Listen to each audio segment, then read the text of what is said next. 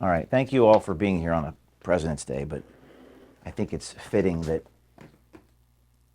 we're here on President's Day. I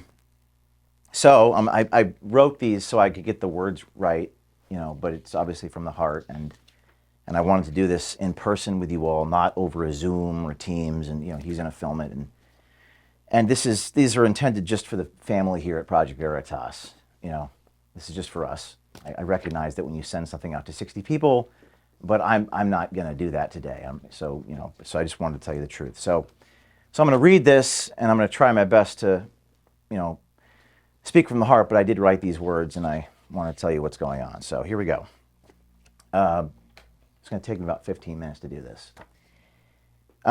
Journalism is reporting things powerful people want kept hidden for the wrong reasons, moral wrongs, bad behaviors, as journalists were the custodians of the public's conscience. And as we've gone deeper and deeper exposing and illuminating corruption, the lies hidden from public view, the line that separates good and evil becomes more clear. Not just in the institutions we investigate, but within one another. Throughout my 13 years doing this, our mission has evolved from simply being about exposing the truth with some hidden cameras to something more transcendental, giving people hope, right? That's what we do. And I'm going to stand here because I just feel like I'm filming a video for the audience. And as we ascended into that higher purpose, which I think we all understand that we have suffered through triumph and disaster along the way in a similar fashion to what I wrote about in my book. The first chapter was called Suffering. So the line that separates good and evil passes not through the states, nor classes, nor political parties, but right through every single human heart, to quote Solzhenitsyn. So that line in the sand becomes more clear the deeper we go in investigating these powerful institutions. So over the last few weeks, I have felt a lot of despair and seen a lot of evil, and felt overcome with various emotions over the last few weeks. You could say I've seen glimpses of heaven and hell, of darkness and light. But what I take away from these is the gratitude that I have for many of you, for most of you. And there is such goodness in so many of you that I have seen, and I am grateful for that. And the generosity and goodwill we have steadily built over the past 13 years with so many people.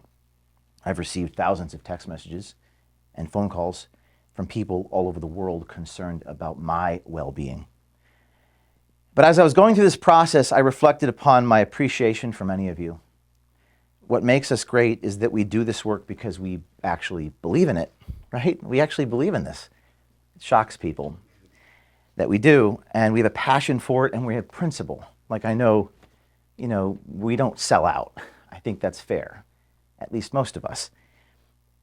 We have a passion for doing the right thing in a visual way, no matter what. That's what binds us. I know many of you have experienced this despair alongside of me in the last couple weeks. One of you just told me the other day that you'd go work at Walmart at the night shift so that you could do this during the day. That's what one of you said to me. I believe you. Rather than sell out. In fact, I know this is true for many of you, and many more out there who wish to be part of this. It's true.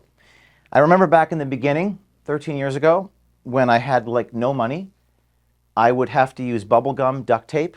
I think you were around during that time. I keep looking at you because I've known you since Andrew Breitbart. And my grandmother's chinchilla, I literally had to place a Project Veritas sticker on a piece of cardboard that I ripped off from my dad's cardboard and stick it to a microphone at Radio Shack because I had no money to buy a flag mic. And this was after experiencing a meteoric high of the acorn story. I was up and I was down.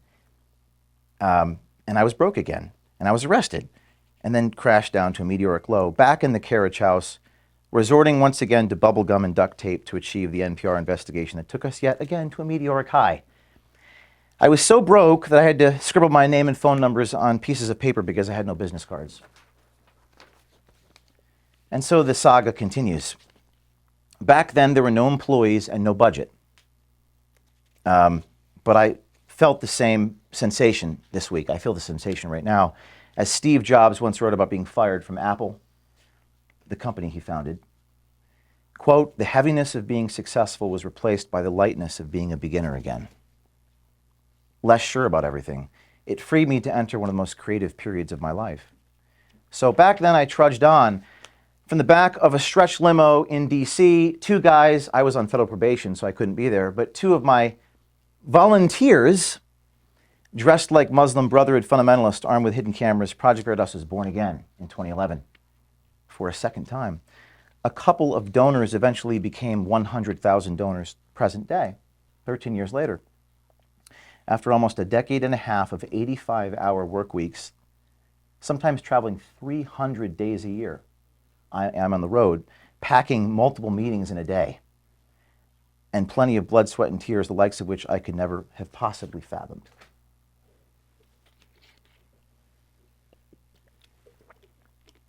The external threats and pressure inflicted against myself and some of us has been unimaginable. I'm going to summarize them. Handcuffed by the FBI on two separate occasions, 12 years apart, having my phones confiscated and private information leaked to the New York Times, being placed on effective house arrest for 3 years between May of 2010 and May of 2013, being sued dozens of times, being served two separate criminal grand jury subpoenas in New Hampshire in the last 10 years, getting pursued in a high-speed chase by a New Jersey education union official on Interstate 80 in Passaic, deposed many times, suffered through mediation with insurance companies where they had all of our emails. They had everything. But they evidently didn't have anything on me. Getting my home raided by the FBI, having my loved ones put in handcuffs in the hallway, and having our office destroyed by a hurricane, literally a hurricane, which forced us into a temporary workplace before rebuilding and stirred up disgruntled employees, including grievances about me, which I will get to in a minute. The list goes on. Even so, as a former board member told me 10 years ago, Project Veritas will never be stopped from the outside. It will only be because we stopped ourselves, right? I'll get to that too in a minute. Prophetic as it may be, that is exactly where we find ourselves in the situation today. A situation where I have been stripped of my authority as CEO and removed from the board of directors. I bet you didn't know that. I'll get to that in a minute. Contrary to what public statements may say. And by the way, I have copies for this. I will not give them to you yet. I will give them to you after I'm done. And there are board minute meetings, which you'll all get a copy of, that read as follows. Quote, James O'Keefe indefinitely suspended as CEO without compensation. February 10th. Yes. Quote, indefinite suspension of James O'Keefe from the board. Dated February 10th, 5 days before the statement, saying that I'm still the CEO. I don't know why this is happening now. Or specifically why this is happening suddenly, right now. As you know, at the helm of Veritas, I've never allowed or entertained speculation. I only report the facts. I think you know this. You're involved in hiring. But don't you know that so many people want to go beyond the facts? I'm adamant that I'm only going to stick to the facts. So much so that sometimes we don't hire people if they want to pontificate and opine about what's going on in society. And I've had people leave because they don't agree with this vision, okay, of what a journalist ought to do. But fortunately, I have recordings and documents to back up everything I'm about to tell you. So everything I'm about to tell you, I have documentation and proof. So you don't have to say I wasn't there. You can listen to it and watch it for yourself.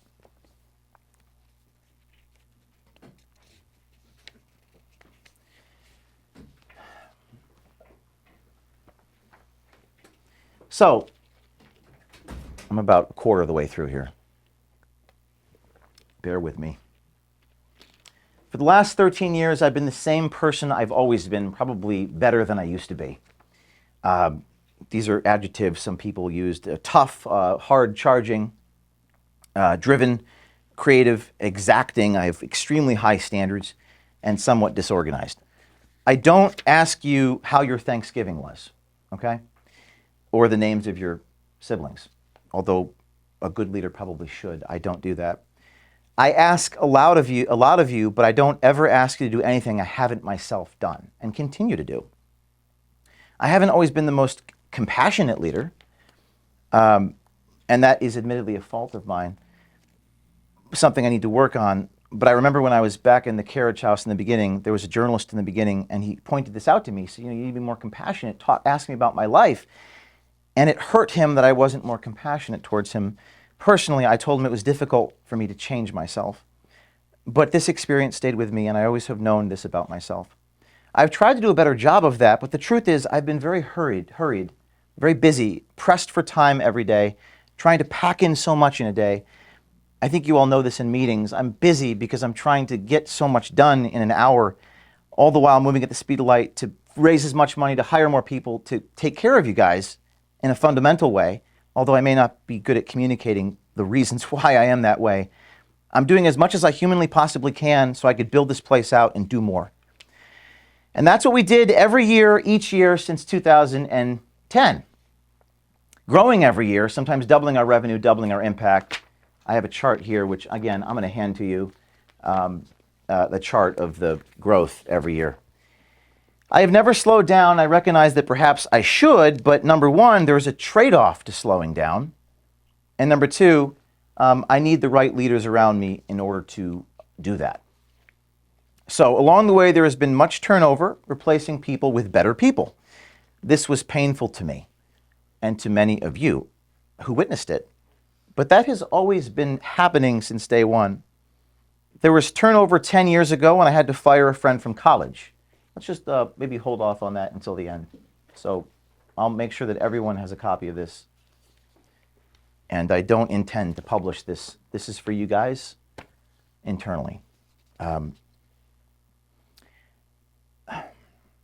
had 10 years ago, I had to fire a friend from Rutgers. That hurt me. It took me months to get over this. I never discussed this. I felt for him, but it was the conflict that ate at me, but I had to do it. See, leadership has a price, and results often come at a human cost. Maybe fewer in this world, present day, are willing to pay that price. Many people want the fruits of leadership, such as its power, results, Twitter followings, secondary effects. But the price of the responsibilities, burdens, trials, hardships, difficult decisions, or just sheer suffering, I don't think people want that. And all through the years, things fundamentally continued on an upward trajectory for this place, albeit turnover. And I'm a hard guy to work for sometimes. We file our annual tax return. A public tax return is required by the IRS. And my compensation is set by an independent board of directors via a compensation committee. 4 times a year, our chief financial officer has submitted company financials to the board. That's every quarter. And our board approves it in quarterly meetings. All 3 members of the C3 were present, and we have subjected both the C3 and the C4 to audits from outside independent accounting agencies each and every year. That happens. That has always been happening. Nothing about how I've conducted myself over the past 13 years has really fundamentally changed. Until now.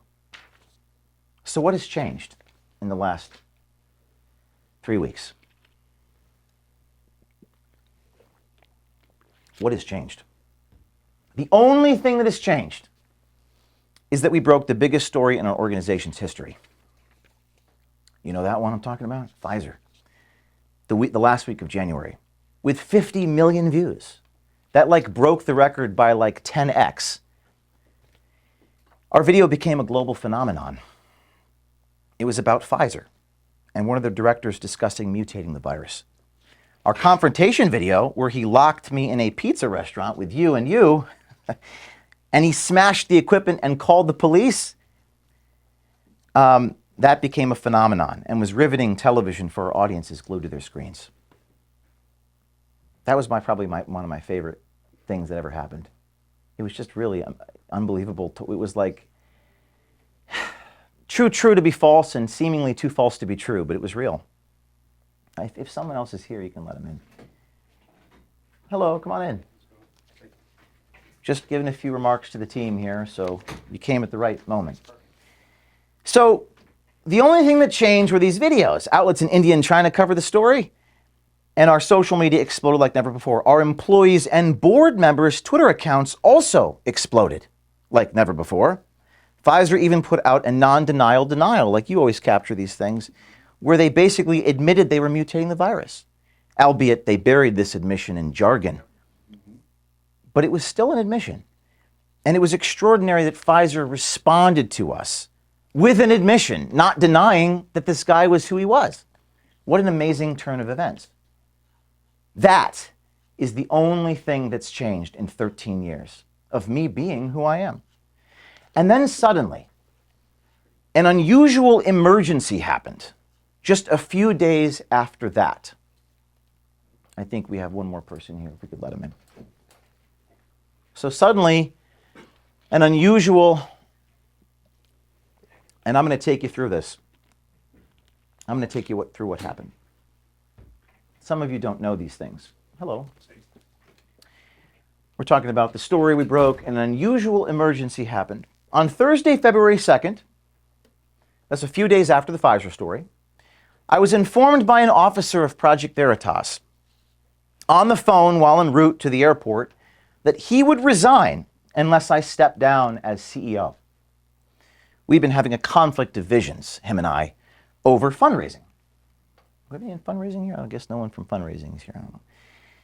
There were tactical disagreements about the boldness of approaches soliciting donations. I was told, and I'm paraphrasing, by asking for X dollars right now, you will prevent 10X dollars down the road. That advice ran contrary to everything I knew to be true in my 13 years of fundraising. But that conflict was even more fundamental and essentially boiled down to this. And my vision, I'm going to paraphrase Howard Rourke, the architect, quote, I don't build in order to have donors. I have donors in order to build. That's what I believed, and I felt like we had a conflict of visions. We don't measure our success only in terms of how much money we bring in. We measure our success in terms of our impact. Remember Acorn? I don't think I raised a single dollar off that. I had a stack of media coverage to the ceiling. We measure our success in terms of what we produce, not just in terms of our wallets. That was a pretty fundamental conflict, I felt. The day prior, I had informed him in front of his colleagues that if he wasn't willing to follow my lead, he'd be shown the door. I tried to deal with it privately, but I was unsuccessful, and the disagreement boiled over publicly in a staff meeting. The next day, this individual refused to resign, so I fired him. Later that same day, that's Thursday, February 2nd, a few days after the 50 million viewed Pfizer videos, I was informed by a different officer of Project Veritas that he would go to the board in a few hours from that moment and have an emergency vote to restructure this company. Receiving an agenda in my email while I was sitting on an airplane tarmac with the doors closing, the meeting was scheduled for the moment that my plane landed in Nashville. It became clear to me in that moment I would be removed from my position at Project Veritas by the time I landed at my destination. I bet you didn't know that. I have a copy of the emergency meeting here for you guys to take a look at. It's in writing. You could read it. You don't have to be there. You can read the minutes. They're official board minutes. They're written by a lawyer. My first question on the phone to this guy, my colleague, as I was staring at this agenda when the stewardess was asking me to get off the phone, was, quote, what are we going to tell our supporters if I'm removed from my position? I think that's the first question. I had 100 questions, but that was the first one. My colleague, who is an officer of Project Veritas, responded by saying, our supporters wouldn't have to find out. Sounds like something you would get in the Claire McCaskill campaign. It sounds like something you'd expose. I was so shocked by this, and again, the stewardess was asking me to get off the phone. I guess you could say that I was in a state of complete shock. How would our supporters not be informed of such an enormous thing? It was a lapse in judgment so severe that it was itself a fireable offense to make a statement like that. It was a lapse in judgment so severe, it was impossible to hide my removal from my position at Veritas to anybody. As the CEO and chief fundraiser, I have to explain the context of my role to thousands of people, 300 days a year on the road, while soliciting them for funds so that I can pay you. And I knew many of our supporters and donors would not like that change if I was removed from the chief decision maker at the organization I founded. I share who we are, our vision, our structure, our strategy with everybody. In fact, hiding something so fundamental from people is something that we stand against in principle, particularly with the amount of scrutiny that we're under. The doors closed, the plane took off, but somehow, over the next few hours, I was able to convince the board to push this emergency meeting to that Monday, February the 6th. The very next day, and this is where things gets really bizarre. So fasten your seatbelts. The very next day, on Friday, this is now Friday, February 3rd, a board member reached out to one of our journalists and stated, quote, "You get a raise if there is a restructure without James O'Keefe at Project Veritas." I have a copy of the text message, and I'll give it to all of you. I've redacted the name of the journalist. The board member deleted the message, but not before our journalist took screenshots. Good job, journalist. On Sunday, February 5th, now that's Sunday, 2 days after the Friday, a board member requested my presence at his home. He informed me, quote, "You had nothing to do, James, with this Pfizer story," unquote.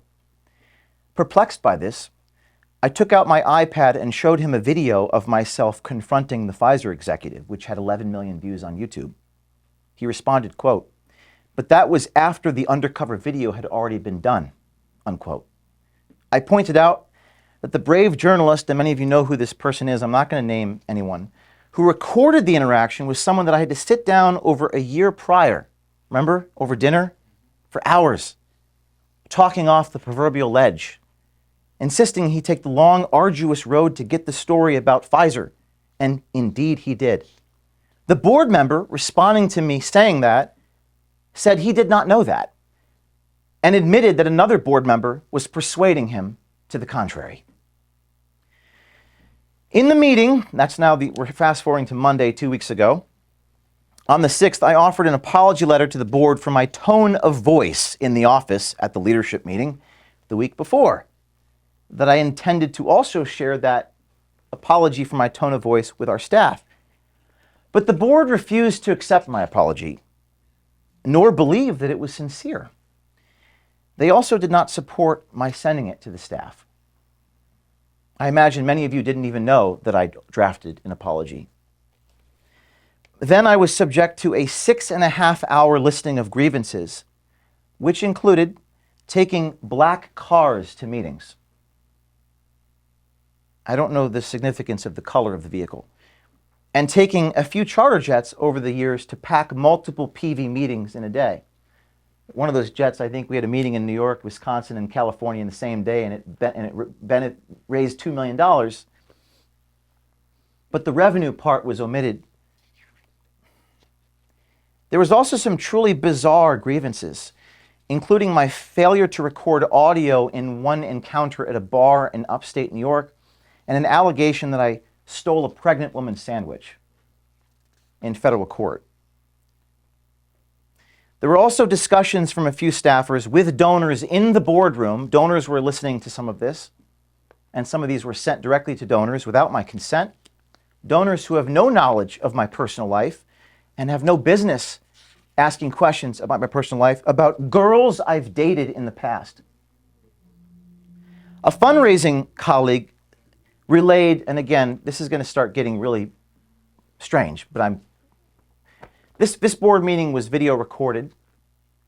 We'll get to that in a minute. A fundraising staffer relayed, quote, "concerns about my behaviors regarding videos where I, quote, literally chased a Twitter executive around New York." By acclamation from all of you, in 2022, that video about the Twitter chase was one of the most successful videos. But yet, your colleagues in a boardroom were expressing concerns about it. Every board member previously communicated their love of that video, but none pushed back in that moment when the staffer criticized it. Why? The attacks were so severe against me personally in that boardroom, and again, this is all video recorded, and I suggest that you ask for that. I will not provide that to you. The attacks were so severe that one board member asked, quote, "Is there anything James O'Keefe is good at?" That's what your board member said. Oh, and by the way, this meeting was video recorded. I'm going to keep saying that. You may want to ask existing board members if they want to share that entire video with you. I suggest you request the entire 7-hour or so video to see for yourself what actually happened. You don't have to have been there. You simply need to watch the video and hear all of the testimony. After the 6 hours, I was asked what I had to say for myself. I was given about 10 seconds to respond, and then I was dismissed. Then, and I'm reading from board minutes drafted by lawyers who are taking a record of what the board members said and did, a vote was called to strip me of all of my authority and decision-making at this organization for half a year. That's 180 days. Again, it's in the board minutes. You'll have a copy of it. It says, quote, "The CEO's ability to make these decisions suspended for 180 days with such power transferred to the executive director. The executive director reports to the board. The CEO is placed on leave for 2 weeks, and the CEO's access to donors is restricted. So I can't talk to donors. I can't raise money." Let's see. Okay. My first question before I was dismissed, I asked how the remaining team will manage the company and what the plan was. That's something you had mentioned. What's the plan? But they didn't provide one. It was clear they didn't actually have one. And then I was dismissed. So I went off the grid as requested. Went hiking with Kennedy in the mountains.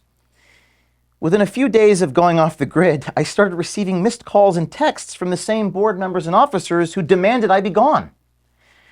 They informed the staff that they're waiting to hear from me. I found that odd. There was a corporate resolution demanding that I be gone for 2 weeks. I was a little worried about violating the corporate resolution. Wouldn't you? This was while I was commanded by a motion of a board to be literally gone on paid leave for 2 weeks. And then an officer at Project Veritas took a screenshot of my read receipts of text messages and distributed them to you, saying, quote, "You owe your team a response. Please allow communication." This was during the time when I was required by the board to be gone. Then, it's going to get stranger. Then, and again, I'm going to give you copies of all this. Then, on February 10th, you guys don't know what I'm about to tell you, another board meeting occurred. Again, I'm gone. With the meeting's minutes reflecting that they had indefinitely suspended me from the board. By this time, they had stripped me of all of my authority as CEO. During the time I was on leave, they kicked me off the board. So I can't be a CEO if I have no authority. I can't make any decisions. I'm not allowed to access any donor names. I wasn't even sure what my job was or if I even had a job. Right now, I actually don't. I'm not sure what my job here is. In the board minutes, it says that I no longer have a paycheck and I'm indefinitely suspended from this organization. 5 days later, after that, on February 15th, a statement was put out by this organization, by this organization's executive director, saying, quote, "James has not been removed from Project Veritas." 5 days after they removed me from Project Veritas. "James is the hardest working person I've ever met. Those who know him know he will not take time off unless forced to." Absent from the statement was the actions of the board to remove me from the board and remove me as CEO. I don't know why they omitted that part. Later on the 15th, the same day, while hiking with Kennedy, PV put a statement by quote tweeting a picture of me with him saying, "There is nothing better than enjoying a well-deserved vacation." That tweet failed to mention that by then I had been removed from the board and indefinitely suspended as CEO. Why didn't they put that part in? This is where things get really messed up. A few days later, an officer sent an email to the board with bizarre hyperbole and innuendo about certain expenses related to our business needs. These included, and you can't make this up, that Project Veritas paid for James O'Keefe's down payment of his wedding. I got a chuckle out of this. I'm not married. I've never been married. I do hope to get married one day. In fact, I got married to you in Oklahoma, but that was pretend. That was fun. Everyone enjoyed it. We rented a charter bus. We all went down. Everyone enjoyed that musical, or at least I thought. I'm not married, but the truth of the expense, the $12,000, was that it was a payment for our annual Project Veritas Christmas party. Remember that? You guys were there? Some of you brought your spouses? The officer lied by omission, excluding the purpose of paying the $12,000 for the wedding venue. It looked like Project Veritas was reimbursing me for a wedding venue. Why would the officer lie like that? There were also, again, bizarre complaints, and this is where you come in, Asha, about taking too many trips to too many meetings over the course of a year. I think there were like 305 cars I had taken to meetings and donors and journalism assignments, including all the, quote, black cars taken from airports to various meetings. I have a copy of that, so you don't have to take my word for it. The officer stated to the board, this is on February 13th this week, that we should do things such as, quote, reschedule meetings. And the IRS would prefer Zoom meetings over in-person meetings. I'm going to let that sink in for a minute.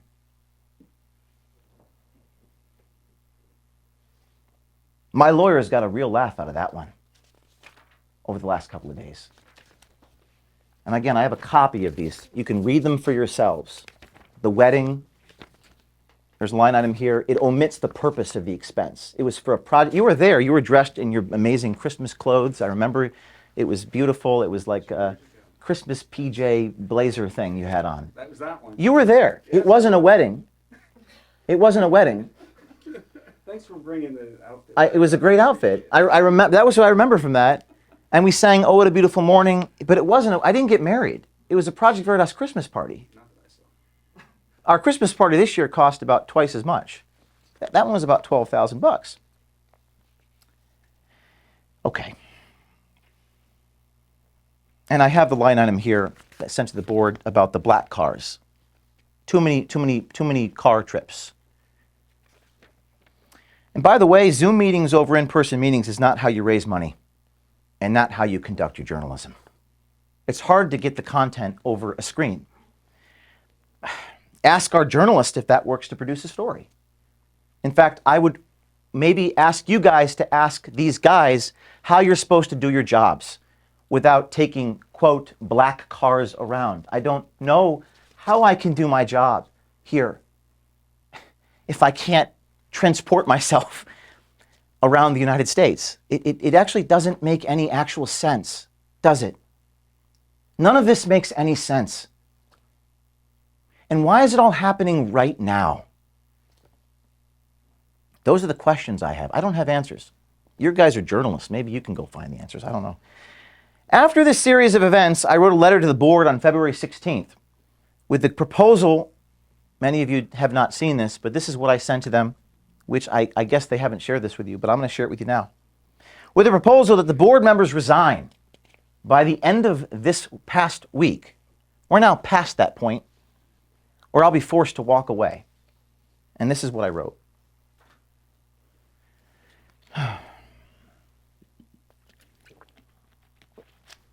Dear board, and I'm not going to provide the whole thing, but I'll provide the meat and potatoes. Over the last 2 weeks, I've carefully followed the board's directive to take a vacation and avoid contacting donors. Of course, donors called me. My phone was being lit up with thousands of phone calls. One donor even, I think, posted a video. She was upset about how she was portrayed in the grievances. Remmers was her name. She posted a video saying the grievance was a total lie. My understanding is one of the officers of this organization responded to that by calling the donor a liar. The officer wasn't there. Why would the officer call the woman with the sole authority on the matter who was there? Why would he call her a liar? I don't know the answer to that question. Your actions over the same period to undermine Veritas and its future, including airing confidential employment matters publicly, has broken trust. I cannot in good conscience return to such a mismanaged organization. I have not responded privately or publicly because there is no rational, appropriate response for the emotional circus that has been created by your actions. I expect the board to resign by the end of the week. Project Veritas, including any employees who choose to stay, will go on under my leadership with newly appointed professional board members and officers prepared to exercise their duty of care and duty of loyalty to the organization. That's what a board does. They exercise duty of loyalty and duty of care. What they shouldn't do is try to destroy an organization. That's not what a board member does. I will return to work on Monday, that's today, and work with the remaining team to go forward with our mission. Short of this action, I cannot in good faith return to the employment of an organization with leaders who are attacking me personally, making false and unsupported claims of improper management of resources about weddings and black cars, improperly airing employment issues related to me and others at Project Veritas. I did not leak that document, and I would swear to it under oath. But it probably wasn't the best idea to march employees into a boardroom. That's never happened in any boardroom in the history of boardrooms. And that's one of the reasons why our donors are so upset. That doesn't happen. Ruining our reputation in front of supporters and donors and leaking confidential information and fabricating stories. One of our ethical rules is we don't lie to our audience. I've never lied to our audience in 13 years. But I was stripped of all decision making last week. And you guys put out a statement lying to your audience. And there's nothing I could do about it because I was stripped of all my decision making. I was removed from CEO. I was asked to be gone until the 20th. It is now the 20th. I asked the board to resign for their conduct, and they did not. So currently, I have no job at Project Veritas. I have no position here based upon what the board has done. So I'm announcing to you all that today on President's Day, I'm packing up my personal belongings here. I don't really have much in this room that belongs to me. I guess a painting, a diploma, some personal things. It won't fill much. Maybe it'll fill my Kia. I'm packing up my personal, I'm sorry, I'm getting emotional, from headquarters, and I'm intending to start anew. I don't have the answers to why they've been doing this, or why board members were going directly to employees to collect grievances on the week of our biggest story ever. Or why our board members were going to employees directly to discuss removing me from this organization, even saying I'll give you a raise if James is removed. That might be illegal. I don't know. But why would they do it the week of our biggest story ever? But I'm confident that those reasons and motivations will come to light. To borrow an old expression, the public has a right to know what has happened here and why there was a concerted effort to remove me from the organization I founded the same week of our biggest story ever had. Almost done. This is very difficult. And I'm filming this for the staff. You know, sorry you couldn't be physically here, but this is for internal distribution. My dear team, I do love many of you.